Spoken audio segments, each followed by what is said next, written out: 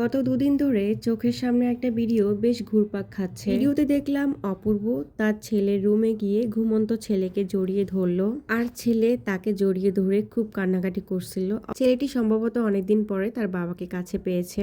বলতে ভিডিওটা দেখে না আমার ভীষণ খারাপ লাগলো। এ সংসারে বনিমনা নাই হতে পারে, স্বামী স্ত্রীর মধ্যে অনেক ধরনের সমস্যা থাকতেই পারে। এ সম্পর্ক শেষ হয়ে গেলে স্বামী কিংবা স্ত্রী কিন্তু দুজনই সুখী হয় দুজনের তরফ থেকে, দুজনই নিজেদের জীবনসঙ্গী খুঁজে বের করে নেয়। অথচ বাচ্চাগুলো হয়ে পড়ে সব থেকে বেশি অসহায়। বাবা মায়ের বিচ্ছেদের জন্য সারা জীবন বাচ্চাগুলো সাফার করে থাকে। আসসালামু আলাইকুম, কেমন আছেন সবাই? আশা করছি অনেক অনেক ভালো আছেন। আমার ছোট্ট পুতুলিকা গাছে একটা ফুল ফুটেছে, আর ফুলটা দেখতে খুবই সুন্দর। জামাই অফিস শেষে আসার সময় কিছু বিস্কিট এনেছিল, আর এখন বিস্কিট গুলাকে বক্সে গুছিয়ে নিচ্ছি।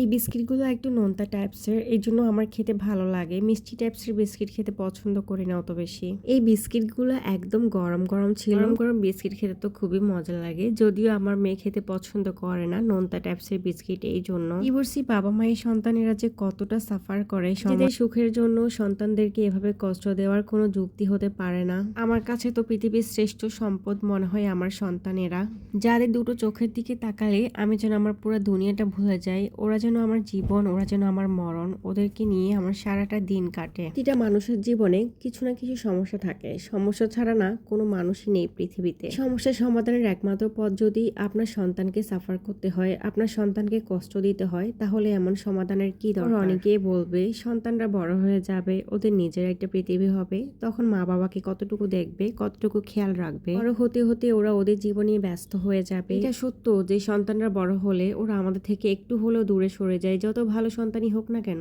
তা ভেবে আমরা কেন আমাদের দায়িত্ব কর্তব্যকে অবহেলা করব? আমি আমার সন্তানকে লালন পালন করতেছি, আমি আমার সন্তানকে মানুষ করতেছি, বড় করতেছি, সন্তানের জন্য অনেক অনেক ত্যাগ স্বীকার করতেছি, কিন্তু তার বিনিময়ে আমি কখনোই এটা আশা করব না আমার সন্তান আমাকে ঠিকঠাক ভাবে দেখভাল করবে। অ্যাজ এ হিউম্যান বিইং, আমি একজন মা হিসেবে আমার যতটুকু দায়িত্ব আমার সন্তানের প্রতি, আমার যতটুকু কর্তব্য, সেটা আমি পুরোপুরি ভাবে করার চেষ্টা করি। তবে কোনো সন্তান যদি তার পিতামাতার প্রতি অবহেলা করে, তার পিতামাতার দায়িত্ব কর্তব্যগুলো ঠিকঠাক পালন না করে, তাহলে সেটা ওই সন্তানের ব্যর্থতা। এদিকে আমার ছোট বোন বাড়ি থেকে আসার সময় নিজের হাতে একটা দই বানিয়ে এনেছিল, এন্ড দেখুন কত বড় দই, 2 কেজি হবে দইটা। বাসায় বানানো দইয়ের স্বাদ কিন্তু খুবই মজা। যারা বাসায় দই বানিয়ে খান তারা কিন্তু আর দোকানে খেতে একদমই পছন্দ করবেন না। গাড়িতে করে আসছিল, এই জন্য দইটা একটু নড়বড়ে হয়েছে, বাট দইটা খেতে কিন্তু খুবই টেস্টি ছিল। আমি দইয়ের বক্সটা খুলে 1-2 চামচ কিন্তু টেস্ট করে নিচ্ছি, কারণ দই খেতে আমার বেশ ভালো লাগে। আমিও বাসায় দই বানাই, তবে অনেকদিন ধরে কিন্তু বানানো হচ্ছে না। দেখি আগামী সপ্তাহে একটা দই বানাবো।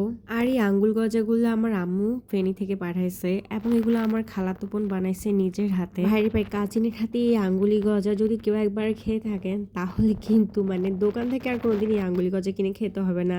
এত বেশি মজা, এত বেশি ক্রিস্পি আর মুচমুচে। এই জন্য বাড়ি থেকে আম্মুকে বলছি আমার জন্য একটু কষ্ট করে যেন বানিয়ে দেয়। জামাইও কিন্তু খেতে ভীষণ পছন্দ করে। এদিকে রান্না বান্নায় চলে আসলাম। তো এখানে বিরিয়ানি রান্না করতেছিলাম, আর বিরিয়ানির আলুগুলাকে একটু হলুদ মাখিয়ে আমি ভেজে নিচ্ছি। বিরিয়ানির মধ্যে এবার বড় বড় করে আলু দিলে কিন্তু খেতে অনেক বেশি মজা লাগে। আমার ছোট বোনের জামাইও পছন্দ করে। তো বিরিয়ানিটা ওর জন্যই রান্না করতেছি। যাই হোক, আমি আজকে মাটন বিরিয়ানি করতেছি, এন্ড প্রথমবারের মতো কিন্তু মাটন বিরিয়ানি আমার করা হলো। খাসি মাংসগুলোর মধ্যে কিন্তু একটু গন্ধ গন্ধ থাকে, তো মাংসগুলোকে যদি আপনি রান্না করার 8 ঘন্টা আগে লবণ পানিতে ভিজিয়ে রাখেন, তাহলে কোনো ধরনের গন্ধই কিন্তু 8 ঘন্টার মতো হবে আমি মশলা কষিয়ে মাংসগুলোকে রেখে দিয়েছিলাম। রাঁধুনি প্যাকেট মশলা দিয়ে কিন্তু বিরিয়ানিটা রান্না করতেছি, আর ঝটপট এভাবে কিন্তু অনেক ইজিলি রান্নাটা করা যায়। প্যাকেটে অল্প একটু মশলা রেখে দিয়েছিলাম লাস্টের দিকে দেওয়ার জন্য, মানে মাংস যখন প্রায় হয়ে আসবে তখন এই মশলাটা দিয়ে দিয়েছি, যাতে গ্রানটা ভালোভাবে ছড়ায়। কিছুক্ষণ মেরিনেট করে রেখেছি, মাংসটা তাড়াতাড়ি রান্না হয়ে গেল।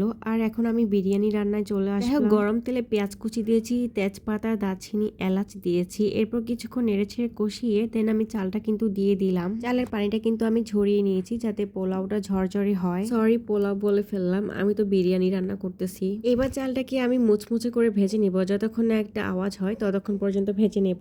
আলতো হাতে পোলাওয়ের চালগুলো এভাবে আমি নেড়ে নিচ্ছি। তেলের সাথে আমি কিছুটা ঘি দিয়েছি, ঘিটা চাইলে কিন্তু পরেও দেওয়া যায়, তবে আমি তেলের সাথে একটু দিয়েছি, আবার পরে দিয়ে আবার অ্যাড করে দিব। এবার পরিমাণ মতো লবণটা দিয়ে দিচ্ছি, আর লবণের পরিমাণটা এ পর্যায়ে একটু কম করে দিলে ভালো। পরবর্তীতে যখন পানি শুকিয়ে যাবে তখন আবার অ্যাড করা যাবে। অন্যদিকে মাংসটা কিন্তু পুরোপুরি ভাবে রান্না করে নিয়েছি, আর এখন আমি মাংসটা পোলাওয়ের চালের মধ্যে দিয়ে দিচ্ছি। অনেকে অনেকভাবে বিরিয়ানি রান্না করেন, তবে আমার কাছে এই পদ্ধতিটাই সব থেকে সহজ এবং বেস্ট মনে হয়। তো মাংসগুলো এভাবে সব ঢেলে দিলাম, আর আলুগুলো কিন্তু দিয়ে দিলাম। এবার মাংস আর চালগুলাকে আর একটু ভালোভাবে মিশিয়ে নেব। এরপর হচ্ছে পানি দেওয়ার পালা। আমি 3 কাপ পরিমাণের পোলাও চাল এখানে রান্না করেছি, তো সেক্ষেত্রে আমি 6 কাপ পরিমাণ পানি দিয়ে দিয়েছি। চুলার আঁচটা কিন্তু একদম বাড়িয়ে দিয়েছি আর কিছু কাঁচামরিচ দিয়ে দিলাম। 5 মিনিটের মধ্যে কিন্তু পানিগুলো একদম শুকিয়ে যাবে। শুকিয়ে আসলে আমি লবণটা আরেকবার চেক করে নিয়েছি, আর আমার কাছে লবণটা পারফেক্ট মনে হয়েছে, তাই আমার আর লবণ দিতে হয়নি। নিচে একটা তাওয়া বসিয়ে দমে রেখে দিয়েছি চুলাটা বন্ধ করে, আর এভাবে কিন্তু বিরিয়ানিটা সুন্দরভাবে হয়ে গেছে। দেখুন মাশাআল্লাহ কতটা ঝরঝরে হয়েছে। যাই হোক, এইটুকু ছিল আমার আজকের ব্লগ। কেমন লেগেছে অবশ্যই কিন্তু কমেন্টস করে জানাবেন। আর সবাই অনেক অনেক ভালো থাকবেন, সুস্থ থাকবেন। আল্লাহ হাফেজ।